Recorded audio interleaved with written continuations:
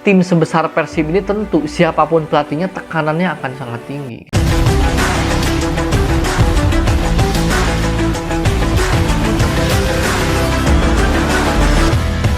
Halo semuanya, kembali lagi bersama saya di Ulasan Bola. Di channel ini saya akan mengulas apapun tentang sepak bola. Kali ini saya akan mengulas tentang Persib Bandung yang kembali bermain buruk dan mendapatkan hasil yang buruk. Tapi sebelum teman-teman menyaksikan video ini, alangkah baiknya untuk like, comment, and subscribe channel ini dulu ya. Ya, Persib Bandung lagi-lagi mendapatkan hasil yang kurang baik, sangat buruk. 4 laga, 3 kali imbang dan 1 kali kalah, dan terakhir mereka dibantai 4-2 oleh PSM Makassar. Di babak pertama sudah 3-0. Dan babak pertama benar-benar pertandingan terburuk Persib sejauh ini menurut saya. Benar-benar tidak mendapatkan peluang, benar-benar diobok-obok PSM, benar-benar tidak mendapatkan satupun peluang gitu di babak pertama ya. Itu PSM benar-benar menguasai. Pemain Persib seperti grogi, seperti bingung, seperti tak tentu arah. Apa ya, ini bukan Persib lah intinya. Memang situasi ruang ganti Persib sedang memanas. Bagaimana kondisi Persib yang tidak ideal seperti yang dikatakan Mark Klok. Ada konflik antara manajemen dan Boboto yang berimbas pada psikis para pemain. Terlihat kok di lapangan. Terlihat di lapangan dari raut-raut wajah para pemain Persib seperti tidak nyaman. Dari raut-raut para pemain Persib terlihat seperti ada beban, seperti ada tekanan, tidak lepas mainnya gitu loh. Baru ditinggal Luis Milla hanya 3 laga awal, kemudian juga ditinggal 3 asistennya juga. Ini membuat situasi ruang ganti Persib ya cukup memanas lah intinya gitu. Dan memasuki pertandingan menghadapi PSM yang notabene juara bertahan, yang jago kandang juga, Persib kepayahan. Babak pertama mereka kebobolan 3-0, benar-benar didominasi PSM. Lini tengah dan depan PSM sangat mendominasi. Persib benar-benar tidak diberikan sedikit pun ruang.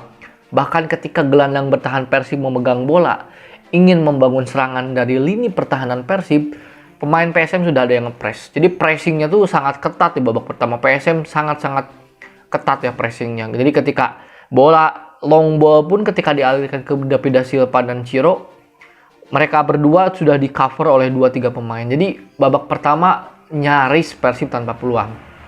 Nah di babak kedua ketika mereka tertinggal 3-0, permainan Persib mulai membaik lah. Meskipun sebetulnya di babak kedua pun sebelum akhir-akhir ya agak monoton lah. Tapi membaik, Persib berhasil menetralisir keadaan. Persib juga mampu membendung serangan-serangan PSM. Hanya saja mereka telat panas. Mereka tidak bisa mencetak gol. Serangan-serangan Persib, kemudian lini tengah Persib mulai bisa menghidupkan suasana. Karena apa?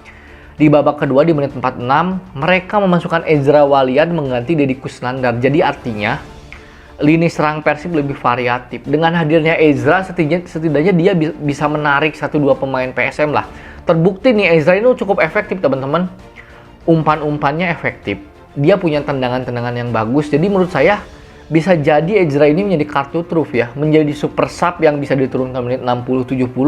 Dan terbukti di 4 pertandingan ini menurut saya dia tampil bagus gitu loh. Jadi tidak ada salahnya mungkin di next match pelatih bisa menurunkan Ezra dari awal babak pertama gitu loh teman-teman. Karena saya berkali-kali bilang lagi-lagi, ketika Beckham Putra disimpan di sektor sayap dan ketika coach saya di awal memainkan mereka di sayap, itu sangat-sangat tidak efektif. Mohon maaf dengan segala hormat, menurut saya menampilkan Beckham di sayap itu mubazir gitu loh.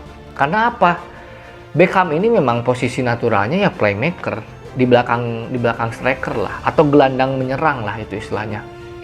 Sebetulnya butuh sosok Rahmat Irianto, karena berhubung Rahmat Irianto tidak bisa bermain karena cedera, sehingga Klok dan Dedi ya teman-teman. Nah, persoalannya adalah ketika ketidakhadiran Rahmat Irianto, peran Mark Klok jadi bingung ya teman-teman. Terutama di babak pertama, Mark Klok lebih condong ke belakang. Padahal menurut saya ketika Mark Klok lebih bertahan itu kurang efektif. Dia itu memang murni pemain tengah ya. Dia mengalirkan bola, dia yang mengatur ritme permainan. Jadi Mark Klok itu seperti itu ya, umpan-umpannya bagus. Jika dia fokuskan bertahan, ya lihat lini serangnya tidak kreatif, jarak antar lininya jomplang gitu loh. Tapi kan ketika Izra Walian masuk dan Beckham kembali geser ke tengah, itu lebih hidup serangan-serangan. Jadi memang menurut saya Beckham memang di tengah lah bersama Mark Klok gitu loh. Beckham dan Mark Klok, jika ada Rahmat Irianto mungkin bisa bersama Rahmat Irianto, karena berkali-kali juga saya bilang Persib dengan skema 3 back itu sangat-sangat rentan kebobolan dengan banyak gol. Terbukti di 2 pertandingan akhir musim lalu mereka kalah 4-1 dari Bogor dan kalah 4-0 dari Persita. Makanya memang skema tidak ada yang salah dengan skema 3 back. Namun harus ditunjang juga dengan pemain-pemainnya. Memang mungkin pertimbangan pelatih adalah Edo Febriansyah ini tipikal pemain yang cocok di wingback gitu loh. Dengan skema 3-4-3 dia lebih leluasa gitu loh. Tapi menurut saya tetap daripada mengorbankan lini belakang Persib yang keropos, lebih baik ya udah aja 4 back aja gitu loh. Kenapa harus memaksakan 3 back gitu loh? Dan terbukti kan di babak kedua ketika Beckham kembali ke tengah, ketika Ezra yang dimasukkan dan Dedi yang keluar, serangan Persib lebih hidup. Jadi kuncinya di situ menurut saya. Sangat berjudi sekali ketika menaruh Beckham di sayap, dan terbukti ketika Klok diduetkan bersama Beckham, serangan lebih hidup. Nah sebaliknya PSM ya kita tahulah tidak banyak berubah dari PSM, hanya Ramadan Sananta yang hengkang ke Persis Solo, tapi selebihnya kan itu benar-benar seluruh pemain yang membawa PSM juara musim lalu. Jadi kekompakannya, soliditasnya dan lain-lainnya sudah sangat teruji. Dan dengan masih gaya bermain yang sama, dengan mengandalkan reaktif football, tapi serangan baliknya luar biasa. Mereka selalu unggul jumlah pemain dengan Persib. Ketika serangan balik, tiba-tiba ada 5 pemain PSM yang membantu serangan. Ketika bertahan, hampir semua pemain PSM bertahan. Jadi permainan Bernardo Tavares ini kan transisinya bagus gitu loh. Makanya ketika bermain dengan tim yang transisinya bagus, nah lawannya atau Persib ini ya harus punya strategi. Setidaknya ada pemain yang mampu mengontrol bola lah gitu, yang mampu membawa bola, yang menghadirkan kreativitas gitu loh.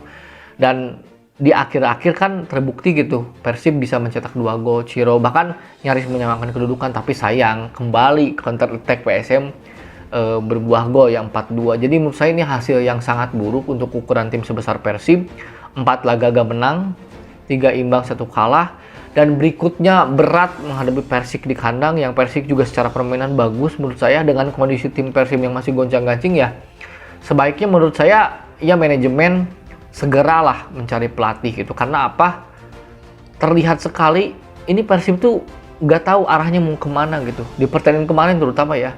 Karena menurut saya tim sebesar Persib ini tentu siapapun pelatihnya tekanannya akan sangat tinggi gitu loh. Siapapun pemainnya tekanannya akan sangat tinggi. Jadi butuh sosok yang mampu membangkitkan semangat gitu loh.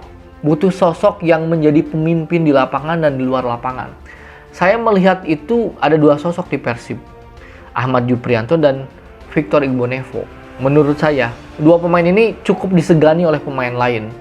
Minimal kalau menurut saya melihat performa Alberto yang buruk, mungkin alangkah lebih baik antara Victor dan Jupe ini dimainkan saja gitu kan. Daripada kan sekarang Alberto juga di 4 pertandingan tidak memberikan kontribusi yang signifikan. Ketika Jupe atau Victor masuk kan setidaknya ada sosok leader lah. Jadi sosok yang menenangkan, sosok yang membangkitkan semangat gitu loh. Kelihatan banget itu Persib gak punya sosok leader kemarin ya terutama gitu loh. Ya, itulah Persib dengan segala problematikanya, dan selamat untuk para pendukung PSM. PSM memang layak menang. Itu dulu ulasan bola kali ini, dan salam olahraga.